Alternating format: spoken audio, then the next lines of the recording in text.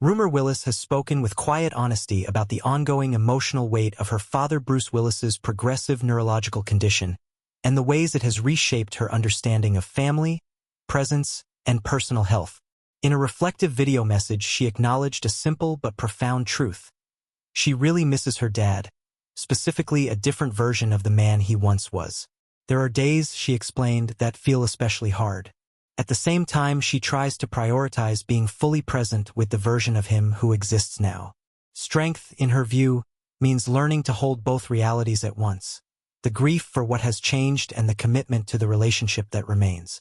The family's public journey with the illness began when it was revealed that an earlier aphasia diagnosis had progressed to frontotemporal dementia, a condition that primarily affects the regions of the brain responsible for personality, behavior, and language.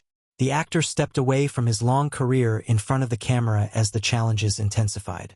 For his eldest daughter, the shift has been deeply personal. The man who once filled rooms with energy and presence is no longer the same, and the daily work of adjusting expectations while still showing up has become a defining part of her adult life. That experience has also prompted Rumer to examine her own health with greater intentionality.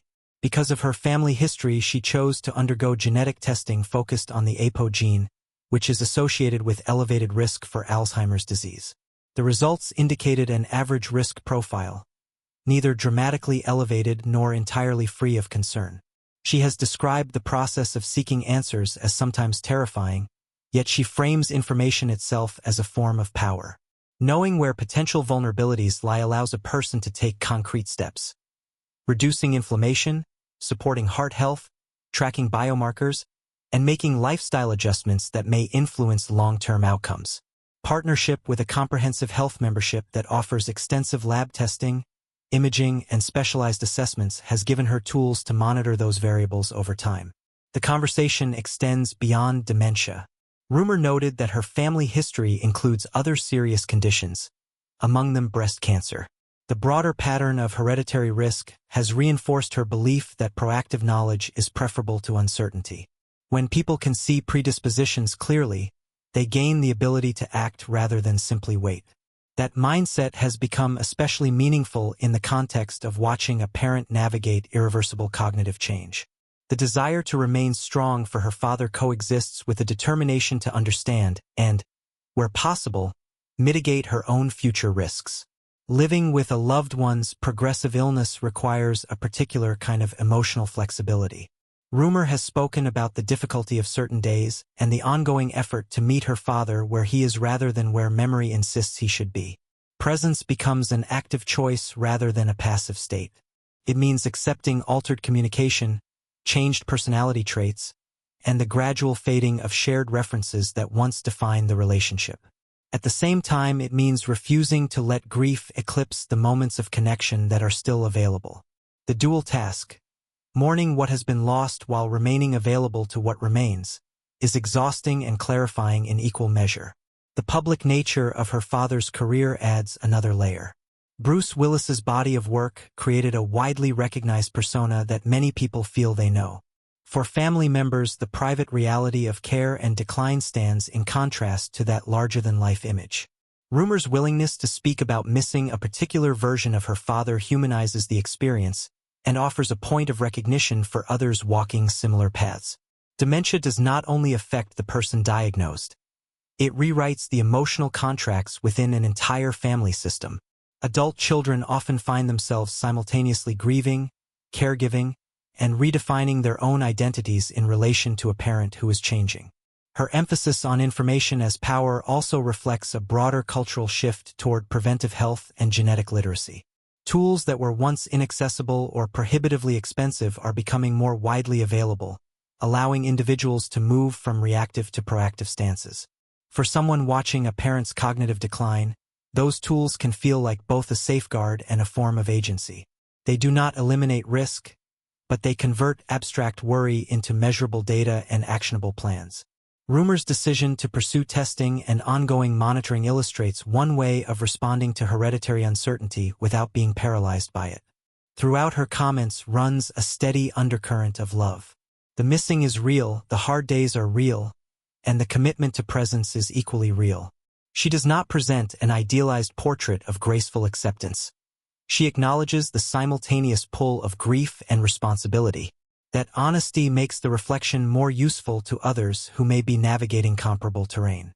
Strength, in this framing, is not the absence of pain but the capacity to carry pain and connection together.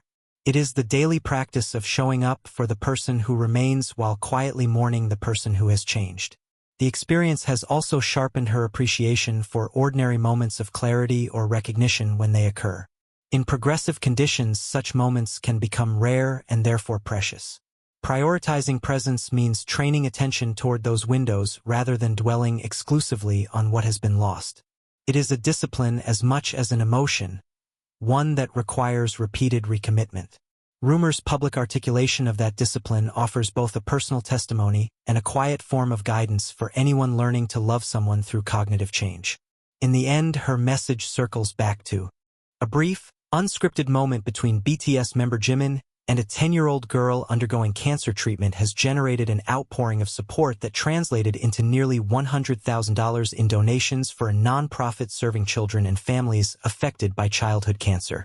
The encounter occurred during a concert on the group's world tour when Jimin left the stage area, approached the child in the audience, kissed her on the cheek, hugged her, and presented her with a gift.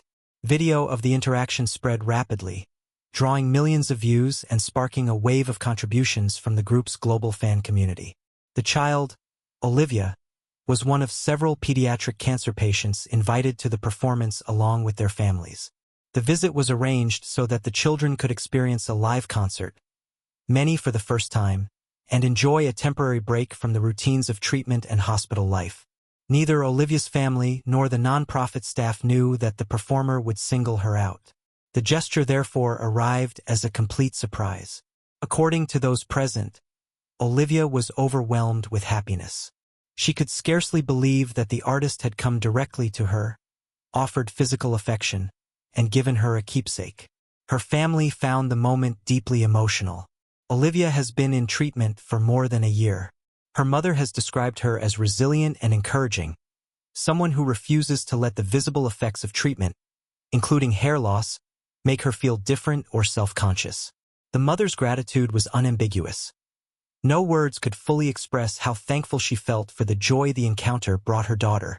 For the nonprofit that facilitated the visit, the moment served as a vivid reminder of why social experiences matter. Staff cannot change the medical realities these children face, but they can help create pockets of happiness inside those realities. The concert invitation and the spontaneous interaction both served that purpose. The fan response moved quickly from online admiration to concrete action. A fundraising campaign linked to the nonprofit approached its goal of $100,000 within days, reaching the vast majority of the target. Organizers noted that the volume of support far exceeded expectations. People shared Olivia's story, asked how they could help other children in similar situations, and directed resources toward the organization. What began as a few seconds of human connection on a concert stage expanded into a broader conversation about childhood cancer and practical ways to support affected families. The nonprofit itself was founded by two mothers whose own daughters had faced cancer. It provides assistance to children and young adults up to age 22, along with their families, across its service region. The work includes both material support and opportunities for normal childhood experiences that treatment schedules often interrupt. The concert outing fits squarely within that mission. United Healthcare sponsorship of the visit further enabled the families to attend without financial barriers. Jimin's decision to leave the performance flow and engage directly with one of the children amplified the impact of an already meaningful evening. From the organization's perspective, the episode illustrated the power of visible kindness. A high-profile artist choosing to acknowledge a child in treatment created a ripple that reached far beyond the arena. Fans who might never have encountered the nonprofit learned its name and mission. Donations followed. The senior director of events and marketing expressed particular thanks to the performer for giving Olivia a memory she will carry for the rest of her life and for inspiring people around the world to learn about childhood cancer and support the families living with it. The story also highlights the distinctive relationship between BTS and its fan community. The group's supporters have a documented history of mobilizing quickly around causes the members visibly care about or moments that resonate with their values. In this case, the catalyst was not a formal campaign or announcement, but an unplanned act of warmth captured on video. The speed and scale of the response demonstrate how a single authentic interaction can activate a large, geographically dispersed network of goodwill. For Olivia, the evening offered more than a celebrity encounter. It provided a night of music, community, and the validation of being seen. For her family, it offered a rare stretch of ordinary joy inside a period defined by medical urgency. For the nonprofit, it reinforced the importance of creating such opportunities and showed how quickly public attention can be converted into tangible resources. And for the wider audience watching the video, it served as a reminder that small gestures of recognition can carry outsized meaning for children whose daily lives are shaped by illness. The fundraising total approaching the six-figure mark represents more than a successful campaign. It represents a collective decision by thousands of individuals to turn admiration into assistance. Each contribution, whether large or small, extends the original moment of connection into ongoing support for other children and families. In that sense, the brief interaction on stage continues to generate effects long after the concert ended and the video stopped circulating at peak volume. The memory remains with Olivia, the resources remain with the organization, and the example of spontaneous care remains available to anyone who encounters the story.